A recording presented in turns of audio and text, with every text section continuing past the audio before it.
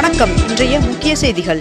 பயணிகளின் கூட்ட நெரிசலை தவிர்க்கும் விதமாக தாம்பரம் ராமேஸ்வரம் இடையே மற்றும் கோவை ராமேஸ்வரம் இடையே முன்பதிவு இல்லாத சிறப்பு ரயில்கள் இயக்கப்படுவதாக தெற்கு ரயில்வே அறிவித்துள்ளது. வியாசர்பாடி ரவீஸ்வரர் கோவில் கும்பாபிஷேகம் வருகின்ற பிப்ரவரி 8ஆம் தேதி நடத்தப்படும் என்று அமைச்சர் தெரிவித்துள்ளார்.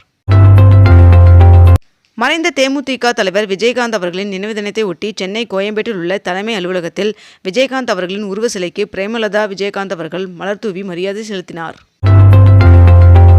தொடர் விடுமுறையை ஒட்டி சென்னை வண்டலூர் பூங்காவில் 2 நாட்கள் 30,000 பேர் பார்வையிட்டனர் என்று தெரிவிக்கப்பட்டுள்ளது. திருவண்ணாமலைக்கு புதிய சிட்கோ தொழிற்பேட்டை உட்பட 6 புதிய திட்டத்திற்கான அறிவிப்புகளை முதலமைச்சர் மு.க.ஸ்டாலின் அவர்கள் அறிவித்துள்ளார்.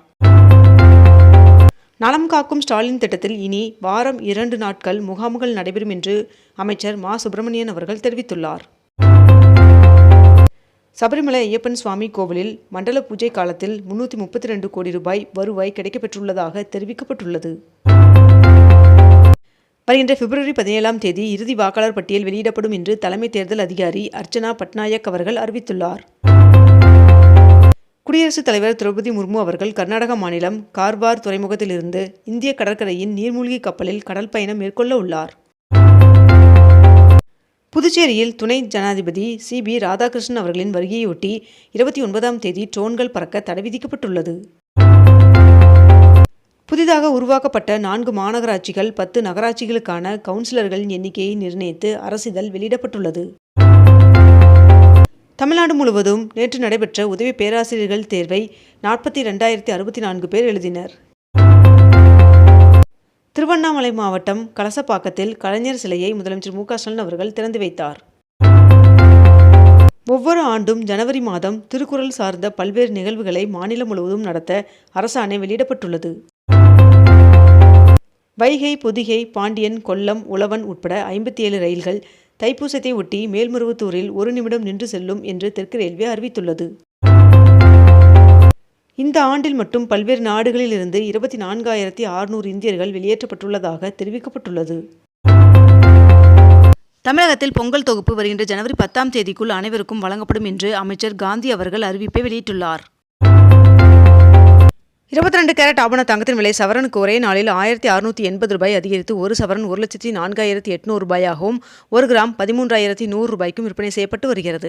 இதனைத் தொடர்ந்து 1 கிராம் வெள்ளியின் விலை கிராமிற்கு 31 ரூபாய் அதிகரித்து 1 கிராம் வெள்ளி 285 ரூபாய்க்கு விற்பனை செய்யப்பட்டு வருகிறது. தருமபுரி மாவட்ட மத்திய கூட்டுறவு வங்கியின் புதிய கிளை இண்டூரில் வருகின்ற 29ஆம் தேதி தொடங்கப்பட உள்ளதாக தெரிவிக்கப்பட்டுள்ளது.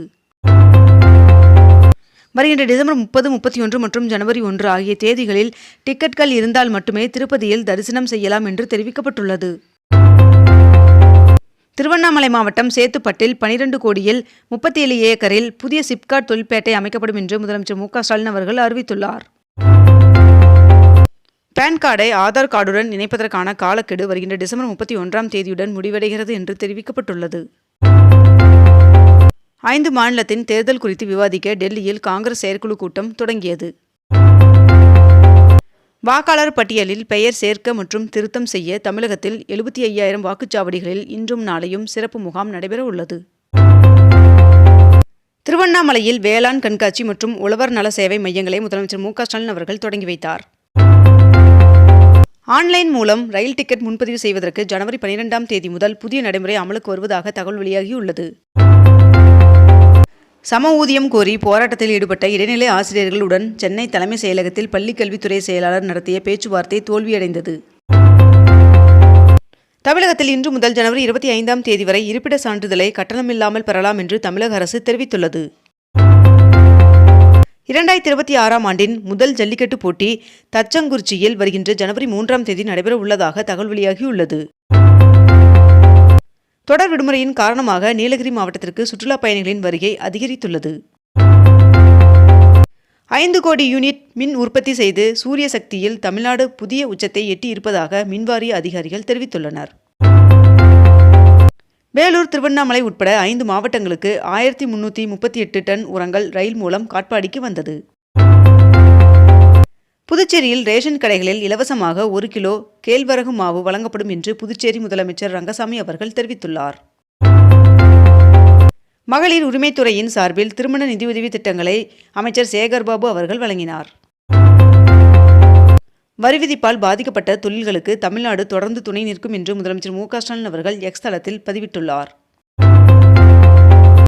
இன்று முதல் ஜனவரி 25ஆம் தேதி வரை இருப்பிட சான்றிதழை கட்டணமில்லாமல் பெறலாம் என்று தமிழக அரசு தெரிவித்துள்ளது. தமிழ்நாட்டில் வரைவு வாக்காளர் பட்டியல் வெளியிட்ட பிறகு இதுவரை 1,83,111 பேர் பெயர் சேர்க்க விண்ணப்பம் சமர்ப்பித்துள்ளதாக தேர்தல் ஆணையம் அறிவித்துள்ளது. திருப்பதி ஏழுமலையான் சுவாமி கோவிலில் அதிகளவு பக்தர்கள் வருவதன் காரணமாக VIP டிக்கெட் தரிசனம் இன்று முதல் 3 நாட்களுக்கு ரத்து செய்யப்படுவதாக அறிவிக்கப்பட்டுள்ளது.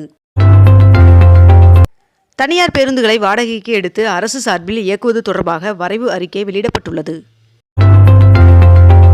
முதலமைச்சர் மு.க.ஸ்டாலின் அவர்கள் கல்லூரி மாணவர்களுக்கு மடிக்கணினி வழங்கும் திட்டத்தை வருகின்ற ஜனவரி 5ஆம் தேதி தொடங்கி வைக்க உள்ளார் என்று தகவல் வெளியாகியுள்ளது. முதலமைச்சர் மு.க.ஸ்டாலின் அவர்கள் கள்ளக்குறிச்சியில் மாவட்ட ஆட்சியர் அலுவலகத்தை திறந்து வைத்து 2 லட்சம் பேருக்கு நலத்திட்ட உதவிகளை வழங்கினார். நாடு முழுவதும் இன்று முதல் ரயில் டிக்கெட் கட்டணங்களை உயர்த்தப்படுவதாக ரயில்வே அறிவித்திருந்த நிலையில் இன்று முதல் திருத்தப்பட்ட ரயில் கட்டணங்கள் அமலுக்கு வருகிறது என்று தெரிவிக்கப்பட்டுள்ளது. குலுக்கல் முறைக்கு பதிலாக H1B விசா வழங்க புதிய முன்னுரிமை நடைமுறையை அமல்படுத்த அமெரிக்க அரசு திட்டமிட்டுள்ளதாக தகவல் வெளியாகியுள்ளது. சென்னையில் உள்ள அனைத்து சாலைகளும் ஒரே மாதிரியான தரத்தில் இருக்க புதிய விதிமுறைகள் அறிமுகப்படுத்தப்பட திட்டமிடப்பட்டுள்ளதாக தகவல் வெளியாகியுள்ளது.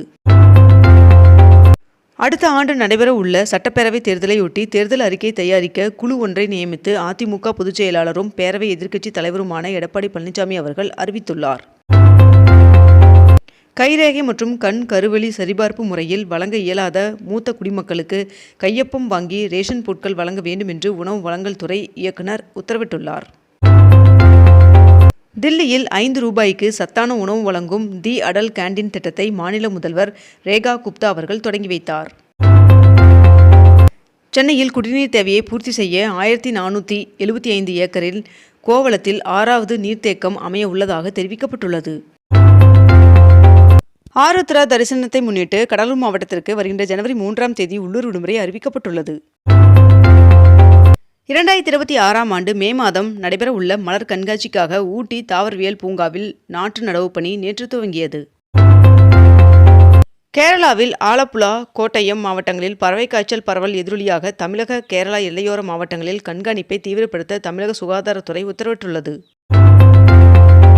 கோவைக்கு கடத்தி வரப்பட்ட 1,15 லட்சம் ரூபாய் மதிப்பிலான 272 உயர் ரக ட்ரோன்கள் பறிமுதல் செய்யப்பட்டுள்ளது. இத்துடன் இன்றைய தலைப்புச் செய்திகள் நிறைவடைகின்றன. மேலும் இதுபோன்ற அண்மை தகவல்களை உடனுக்குடன் தெரிந்து கொள்ள அக்னிபூ சேனலை சப்ஸ்கிரைப் செய்து கொண்டு தொடர்ந்து இணைந்திருங்கள். நன்றி, வணக்கம்.